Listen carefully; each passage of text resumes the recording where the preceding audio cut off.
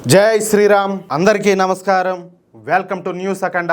నేను మీ కస్తూరి శ్రీధర్. మిత్రులారా, మతం అలాగే ఆధ్యాత్మికత అనేటివి సమాజానికి మంచి దారి చూపించేటిగా ఉండాలి. అది ఏ మతమైనా సరే. కానీ కొంతమంది మత పెద్దలు లేదా ఇమాంలు బాధ్యత గల పదవుల్లో ఉండి సమాజానికి చెడు చేసేటటువంటి పనులకు అలాగే నేరాలకు పాల్పడతారు. ఇలాంటి సంఘటనలు మొత్తం సమాజానికి మతానికే కాకుండా మొత్తం దేశానికే చెడ్డ పేరు అయితే ఎత్తేస్తున్నాయి. అందులో మొదటిది నమ్మకాన్ని వమ్ము చేయడం.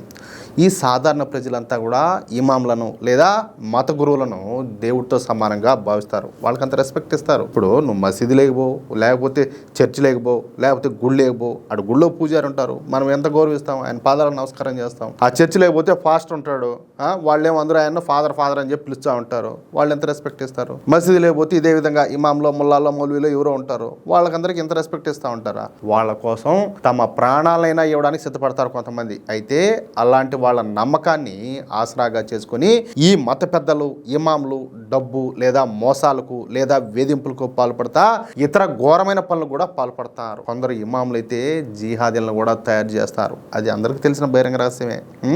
ఇందులో దాచిపెట్టాల్సింది ఏం కూడా లేదు. అందుకే శుక్రవారం ప్రార్థనల తర్వాత ప్రపంచవ్యాప్తంగా ఏదో ఒక చోట ఖచ్చితంగా ఈ రాళ్లదాళ్ళని కూడా జరుగుతూ ఉంటాయి. మొన్న ఇది ఆకివీడులో ఘటన ఒకటి జరిగింది. ఏది?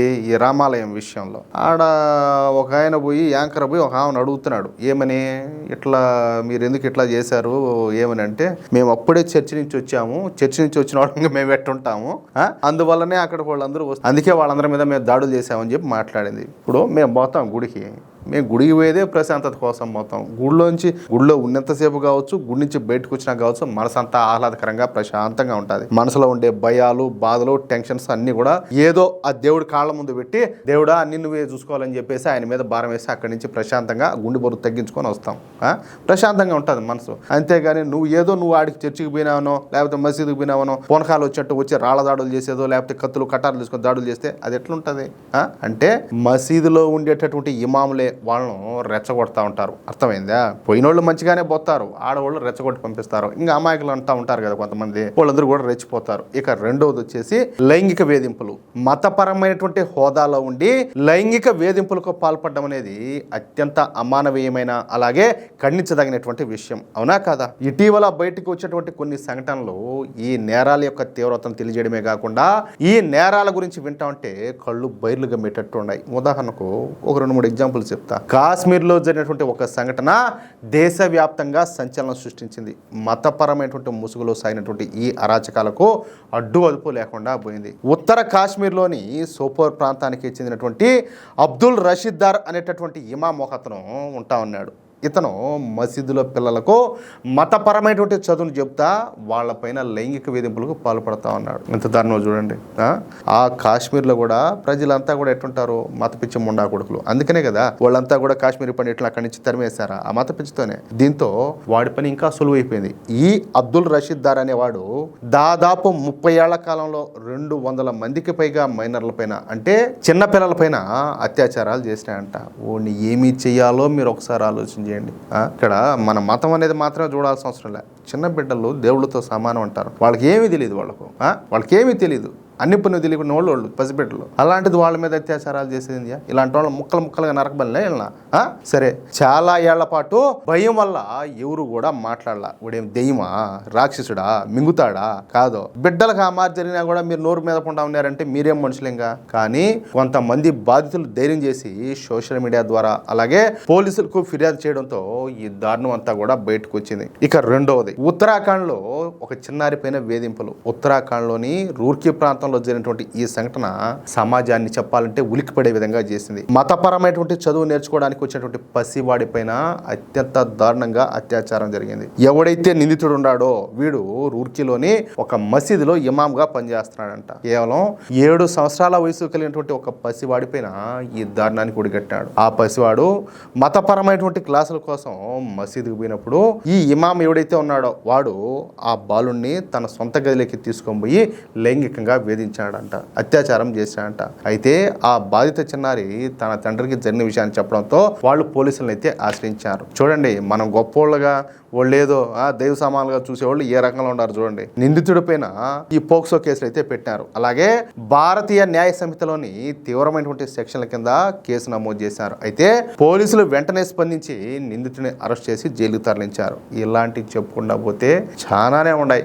ఏ పదులు వందలు కాదు, వేలలో ఉంటాయి, ఇంకా అంతకంటే జడ్జి కూడా ఉంటాయి. కానీ ఇప్పుడు ఇలాంటి సంఘటన మరొకటి అయితే జరిగింది. అది కూడా మన దేశంలో కాకుండా బ్రిటన్లో జరిగింది. చూడండి, ఆ నిందితుడు మాత్రం మన భారతదేశానికి చెందినటువంటి జిహాదీగాడు. చూడు, వాడి పేరు వచ్చేసి మహమ్మద్ హరూన్ కాసిమి. వీడు ఒక ఇమాం అనమాట. వీడు పుట్టింది పెరిగింది మన భారతదేశంలోనే. కానీ 7 ఏళ్ల క్రితం వీడు బ్రిటన్లోని బర్మింగ్ హోమ్కి పోయి అక్కడ ఇమాంగా సెటిల్ అయినాడు. ఈ ఇమాం వయసు వచ్చేసి 63 సంవత్సరాలు. ఎంత? 63 సంవత్సరాలు. అంటే మనవాళ్ళు మనవరాలను ఎత్తుకునే వయసు అనమాట. అయితే వీడు తనకు అద్భుత శక్తులు ఉన్నాయని, తాను దేవుడితో మాట్లాడతానని, తాను ఒక దేవుని అంశతో పుట్టానని, తాను కారణజన్ముడినని, దెయ్యాలను వదిలిస్తానని, సైతాన్ను వెళ్ళగొడతానని, ముస్లిం మహిళలను స్వర్గానికి తీసుకెళ్లేలా చేస్తానని చెప్పి మాయమాటలన్నీ కూడా చెప్పి ఈ బర్మింగ్ హోమ్లోని ముస్లింలను నమ్మించాడు. ఇక్కడ కామెడీ ఏందయ్యా అంటే, అత్యంత అభివృద్ధి చెందినటువంటి బ్రిటన్లో ఉంటూ కూడా అక్కడి ముస్లింలు ఈ పిచ్చిమండాకుడికి చెప్పినటువంటి మాటలను గుడ్డిగా నమ్మినారంట. అంటే వాళ్ళు కూడా ఈ మత పిచ్చితో ఉండడంతోనే ఈ బర్మింగ్ హోమ్లోని ముస్లింలంతా కూడా ఈ మాయగాడిని నమ్మినారు. ఇక తన దగ్గరకు వస్తే దెయ్యాలను వెళ్ళగొడతానని చెప్పి బాధితులకు ఆధ్యాత్మిక వైద్యం చేస్తానని చెప్పేసి నమ్మిస్తా ఉన్నాడు. వైద్యం పేరుతో వాళ్ళను ఒంటరిగా పిలిపించి బట్టలు విప్పేసి పైశాచికత్వానికి పాల్పడతా ఉన్నాడు. గత కొన్ని సంవత్సరాలుగా ఈ విధంగా పెద్ద సంఖ్యలో ముస్లిం మహిళలను పిలిపించుకొని వాళ్లకు దెయ్యాలను వదిలిస్తానని, ఆధ్యాత్మిక వైద్యం చేస్తానని చెప్పి పెద్ద సంఖ్యలో అత్యాచారాలు కూడా పాల్పడినాయంట.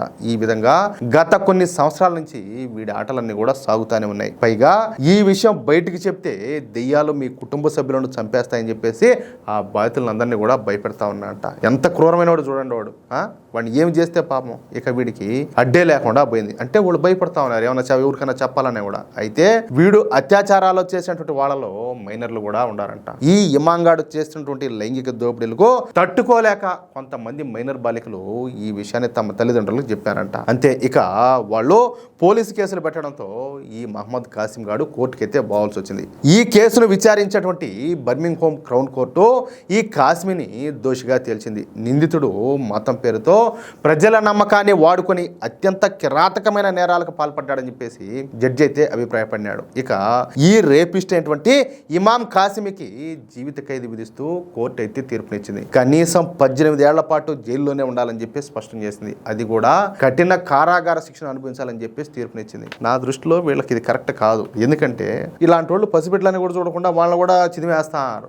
ఇంకా వీళ్ళ పాపం ఎందుకని అలా వాళ్ళని కథలు పందులు మేపినట్టు జైల్లో పెట్టి ఏళ్ళ తరబడి మేపాలా? అదొక బొక్క. మళ్ళీ అది ఏ దేశం అయితే మాత్రం తీసుకుపోయినామా దొబ్బినామంతే. ఏం ఎంత మాత్రం ఒక నిమిషం కూడా ఏం ఆపాల్సిన పనిలా ఆగాల్సిన పనిలా. అంటే ఇక ఆధ్యాత్మికత పేరుతో ఇలాంటి మోసాలకు పాల్పడే వాళ్ళ పట్ల జాగ్రత్తగా ఉండాలని బ్రిటన్ పోలీసులు ఈ సందర్భంగా ప్రజలందరినీ కూడా హెచ్చరిస్తున్నారు. ఈ కేసును విచారించినటువంటి అధికారులు మాట్లాడుతా మతం లేదా ఆధ్యాత్మికత పేరుతో ఎవరైనా ఇలాంటి వింత కోరికలు కోరితే వెంటనే పోలీసులను ఆశ్రయించాలని చెప్పి సూచిస్తున్నారు. కానీ మతం మత్తులో మత పిచ్చిలో కొంతమంది ఇలాంటి వెధవల వల్ల అయితే పడతారు. అది విషయం.